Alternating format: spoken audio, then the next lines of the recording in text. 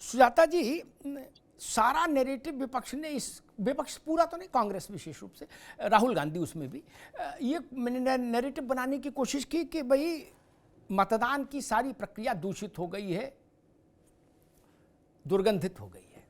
मैं एक शब्द में कह रहा हूं, बाकी किससे तो कहानी है। लेकिन उसके बाद मैं देख रहा हूं कि बिहार का चुनाव आज़ादी से अब तक का सबसे बड़ा टर्नआउट फर्स्ट फेज में, और दूसरी बड़ी बात ये कि किसी बूथ पर गोली नहीं चली, किसी बूथ पर हत्या नहीं हुई, कहीं कर्फ्यू नहीं लगा, कहीं पैरामिलिट्री फोर्स को गोली नहीं चलानी पड़ी। हम लोगों ने करीब 40 साल से बिहार को देखा है एक पत्रकार के नाते। वहां चुनाव का मतलब क्या होता था वो भी हमको पता है। जैसी स्थिति अभी बंगाल में चुनाव में होती है, उससे भी खराब स्थिति बिहार में रहती थी।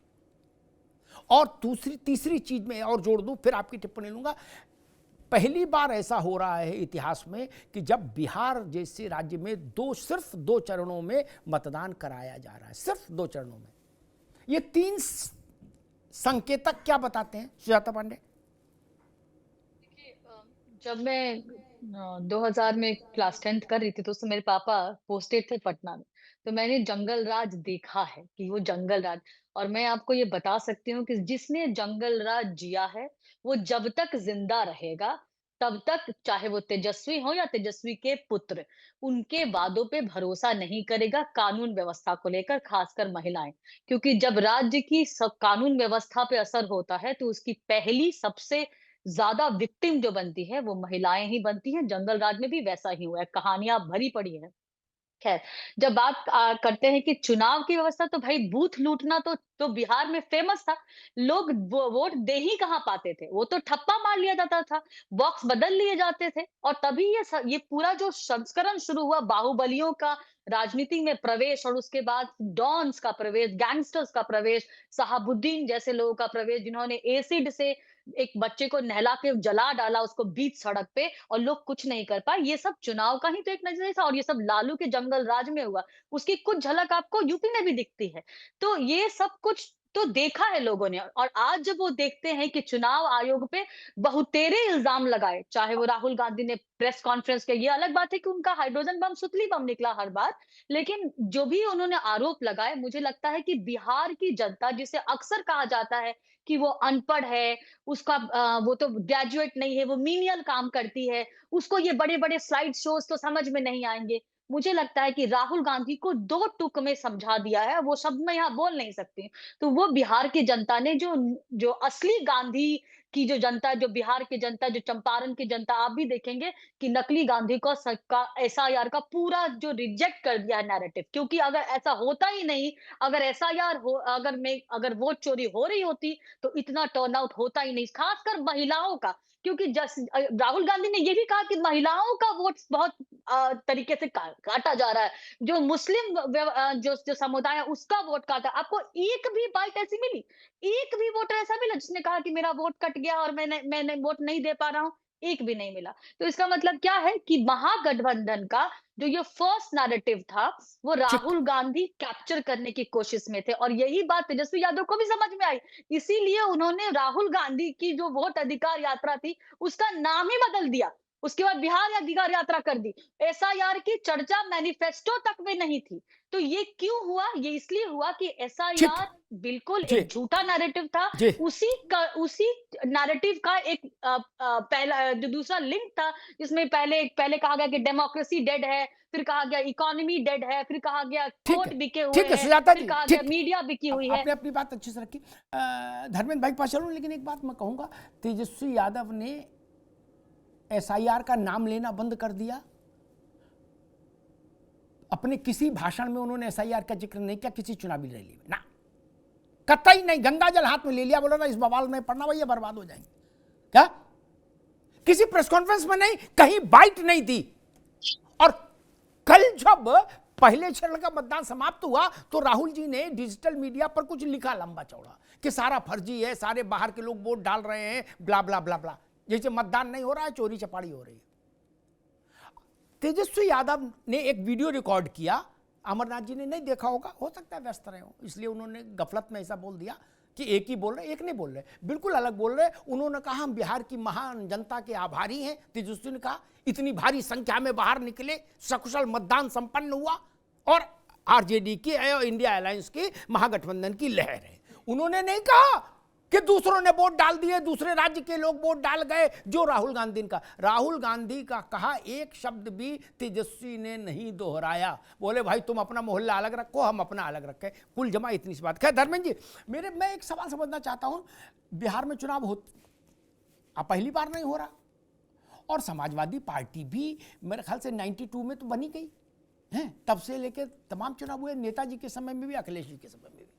मैंने इतना एक्टिव न नेताजी को कभी बिहार के चुनाव में देखा, ना इस चुनाव से पहले अखिलेश जी को कभी बिहार के चुनाव में देखा। इस बार मुझे ऐसा लग रहा है कि वो प्रो एक्टिव है, बहुत ज्यादा एक्टिव है। इसके पीछे कोई खास डिजाइन, कोई खास वजह? नहीं अमिताभ जी, जो राष्ट्रीय मुद्दे हैं और देश की जो वर्तमान स्थिति है उसको देखते हुए जो जरूरी था और निर्णय हमारे राष्ट्रीय अध्यक्ष जी ने लिया। देखिए सब स्वतंत्र है अपनी बात रखने के लिए, सुजाता जी बोल रही थी, तमाम उन्होंने बिंदु रखे, लेकिन एक चीज इन्होंने रखा कि असली नकली कौन है। अब इनसे पूछना पड़ेगा कि इस देश में कौन नेता असली है, कौन नकली है, और मेरी राय है कि इससे बचना चाहिए किसी व्यक्तिगत टिप्पणी करने। मैं आता हूं जो आप 2-3 सवाल कह रहे थे। देखिए ऐसा एमपी में 2003 और 2018 में अमिताभ जी आप बेहतर जानते हैं परिवर्तन हुआ, और उस समय जो है बड़े पैमाने पर जब वोट प्रतिशत बढ़ा तो दोनों बार सरकारें बदल के बनी। ये हो सकता है कहीं 1-2 पर, लेकिन जब भारी टर्नआउट होता है जनरली ये देखा गया है। सर्वेज को देख लीजिए, सर्वेज में मैं बिहार के स्पेसिफिक क्लस्टर में जो कल वोटिंग हुई है उस पर मैं आऊं, उससे पहले मैं सर्वेक्षण बता दूं जब कब गलत हुए। हालांकि आपको ज्ञान है 400 पार का नारा जब बीजेपी दे के लड़ रही थी और प्रचंड बहुमत की भारतीय जनता पार्टी के इंडिविजुअल सरकार के सर्वेज थे, क्या हुआ? नहीं हो पाया, 240 पे अटक गए। 2004 के लोकसभा चुनाव हो, 2015 के बिहार में देख लीजिए, बिहार में कह रहे थे कि एनडीए की सरकार बन रही है, हुआ उल्टा, महागठबंधन के 178 सीटें मिली थी। 2018 में कर्नाटक का चुनाव देख लीजिए, 2021 के बंगाल में भारतीय जनता पार्टी 200 पार दिखा रहे थे, 2022 में हिमाचल में भारतीय जनता पार्टी की सरकार बन रही थी। तो तमाम सर्वे जो है फेल हुए समय समय पर। सर्वेज का अलग मैटर है, वो तो केवल एक प्रिडिक्शन है, तो उसको प्योर मान लेना। बीजेपी अपने सुविधा के हिसाब से करती है, वो अपना करे। लेकिन जो महत्वपूर्ण चीज है बेगूसराय है, जो क्लस्टर्स में कल चुनाव हुए, बेगूसराय है, समस्तीपुर है, मधेपुरा है, मुजफ्फरनगर है, इन क्षेत्रों में रूरल आबादी ज्यादा है, किसान ज्यादा है, और जो ये बुनियादी सवाल हम उठा रहे थे जिनपे आपने कहा कि इस पर बहुत बहस हो चुकी है, उनको लेकर के वोटर टर्नआउट बढ़ा है, और वो साफ संकेत देता है ग्रामीण क्षेत्रों में। और जहां पर एक चीज और जान लीजिए अमिताभ जी, हम लोग ग्रामीण पृष्ठभूमि से आते हैं, ग्रामीण और शहरी पृष्ठभूमि में अंतर है। हमारे साथ परिवार का मुखिया निर्णय लेता है कि हम किन मुद्दों पर किस पार्टी के साथ हैं, और पूरा परिवार कमोबेश अमिताभ जी वोट उसी के साथ करता है। उसमें कहीं ये नहीं होता पत्नी अलग करती, पति अलग करता है। ये कुछ एक क्लस्टर शहरों का छोड़ दीजिए, बाकी गांव जो प्रैक्टिकल वो मैं बता रहा हूं। और जब रूरल एरियाज में वोट प्रतिशत बढ़ता है बड़े पैमाने पर और जागरूकता आती है, तो स्वाभाविक है सरकार बदल जाती है। कमोबेश बिहार में मुद्दे चाहे जो है मुद्दे पर बहुत ठीक है धर्मेंद्र जी, ठीक बात, ठीक दिख रहा है। 14 के इस समय 14 के दोपहर तक सबको आजादी है अपनी अपनी सरकार बनाने की।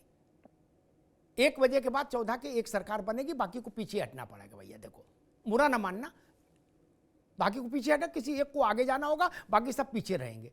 बल्ली लगा दी जाएगी, बोले इसके आगे नहीं जाओगे, चलो हो गया। अब 5 साल बाद फिर बात होगी। धर्मेंद्र भाई ने बताया कि जो बुनियादी मसले हैं वो इतना ज़्यादा इस बार इमर्ज हो गए बिहार में कि उसके चलते लाखों लोग निकल पड़े एक साथ, बोले ना अब क्रांति करें। ठीक हो सकता है उनका आकलन हो। मेरे पास एक बहुत विनम्र भाव से एक सवाल है। बिहार नहीं, देश का हर हिस्सा जिस विपन्नता से, गरीबी से, अपराध से, अशिक्षा से, बुनियादी संसाधनों के अल्पता से जूझ रहा था आज से 20 साल पहले, 30 साल पहले, उतना तो आज कोई हिस्सा नहीं जूझ रहा, कोई नहीं जूझ रहा। ठीक, बिजली ही कब आई है, तब बुनियादी मसलों पर इतना वोट क्यों नहीं पड़ा कभी? तब तो 80% वोट पड़ जाना चाहिए था, जब बुनियादी मसले थे ही। बुनियादी नाम की कोई चीज ही नहीं थी बिहार में। तब क्यों नहीं चढ़ गया भैया? न सड़क था, न बिजली था, न कहीं पानी था। नौकरी चाकरी तो छोड़ी दो, उद्योग धंधे थे वो गोली तमंचा की भेंट चढ़ रहे थे। मोकामा तो इंडस्ट्रियल एरिया था। नेहरू जी नींव रख के आए, फीता काट कर आए थे वहां, राजेंद्र बाबू शिलान्यास करके आए थे। वो मोकामा तो जाने लगा सूरजभान और अनंत के जरिए। तो बुनियादी सवालों पर कभी वोट नहीं हुआ। भूख, भय, भ्रष्टाचार, इससे बिहार आज थोड़े जूझ रहा है, इसे तो बहुत समय से भीषण रूप से जूझता रहा है। इसी बिहार में सैकड़ों नरसंहार हो गए, जातीय नरसंहार, सैकड़ों, बाथे हत्याकांड से लेके तमाम। तब क्यों नहीं उतरे लोग? प्रश्न है, इसका उत्तर खोजने का। अमरनाथ जी, कुछ लोग ये भी कहते हैं कि राहुल जी यात्रा के बाद करीब 56 दिन का पॉज ले गए, विराम ले गए बिहार आने में। उसके चलते पार्टी को जो बूस्ट मिलना चाहिए था वो नहीं मिल पाया, वो समय बेकार हो गया। और जब वो आए तब तक चुनाव जहां जाना था वहां चला गया, ऐसा भी कुछ लोग कहते हैं। क्योंकि राहुल जी, प्रियंका जी बिल्कुल लास्ट लेग में बिहार पहुंचे। पासवान जी, राहुल जी लेट में बिहार पहुंचे, प्रियंका जी लेट में पहुंची, ये सवाल नहीं है। जनता का सवाल, बिहार वासियों का सवाल ये है कि नीतीश जी के सरकार में जो 15-20 वर्षों की सरकार रही सुशासन बाबू की, और 11 वर्षों से मोदी जी की सरकार देश में है, तो क्या बिहार वासियों को रोजगार मिल गया? शिक्षा के लिए स्कूल, कॉलेज, यूनिवर्सिटी खुल गई? क्या हॉस्पिटल खुल गए? क्या उनके स्वास्थ्य को लेकर के, उनके शिक्षा को लेकर, उनके रोजगार को लेकर के, महिला अस्मिता को लेकर के, बेरोजगारों की समस्या को लेकर, किसानों की समस्या को लेकर के, क्या सरकार ने कहां तक सफल रही है? इस पे विचार बिहार की जनता कर रही है। और आप बार बार बोल रहे हैं कि टर्नआउट बहुत ज्यादा, मतदान प्रतिशत बढ़ गया। तो इसलिए बढ़ गया कि आजादी के बाद आपने बताया कि 1952 में जो आम चुनाव पहली बार हुआ, उसके बाद पहली बार बिहार में 65% के आसपास मतदाताओं ने मतदान किया है। तो उसके पीछे का कारण ये भी है कि पहले क्या था, सामंतवादियों द्वारा दलितों, पिछड़ों, आदिवासियों को वोट पोलिंग बूथ तक जाने ही नहीं दिया जाता था। इतना धांधली। लेकिन जवाहरलाल नेहरू की सरकार ने, इंदिरा गांधी जी की सरकार ने, राजीव गांधी जी की सरकार ने, तमाम जो सरकारें रही, उनके प्रयास से लॉ एंड ऑर्डर प्रदेशों की ठीक हुई और लोग मतदान स्थल तक जाने लगे।